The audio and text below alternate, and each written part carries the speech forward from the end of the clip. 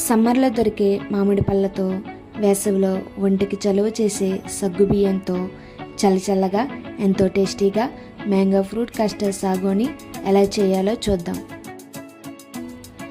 ఇందుకోసం ముందుగా బౌల్లో 1/2 లీటర్ పాలు తీసుకుని మరిగించాలి. 3 స్పూన్ల కస్టర్డ్ పౌడర్ని తీసుకుని దానిలో 1 కప్పు చల్లని పాలు పోసి ఉండలు లేకుండా బాగా కలపాలి.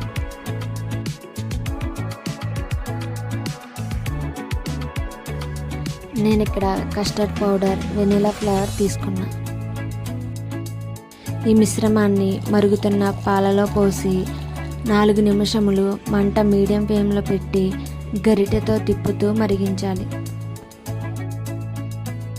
ఈ మిశ్రమంలో 1/2 కప్పు పంచదార వేయాలి.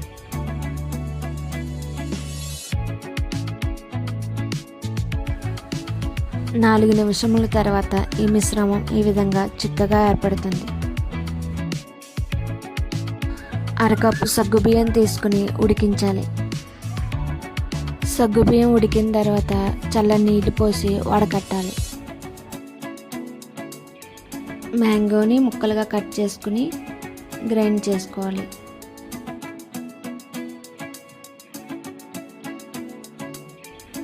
ఈ విధంగా గ్రైండ్ చేసిన దాన్ని ఈ మిశ్రమంలో వేసి కలపాలి. ఈ విధంగా కలిపిన తర్వాత ఈ మిశ్రమాన్ని 2 గంటల సేపు ఫ్రిడ్జ్లో ఉంచాలి. 2 గంటల తర్వాత ఈ మిశ్రమాన్ని సబ్జా గింజలతో, సాగోతో, మ్యాంగో ముక్కలతో సర్వ్ చేసుకోవాలి.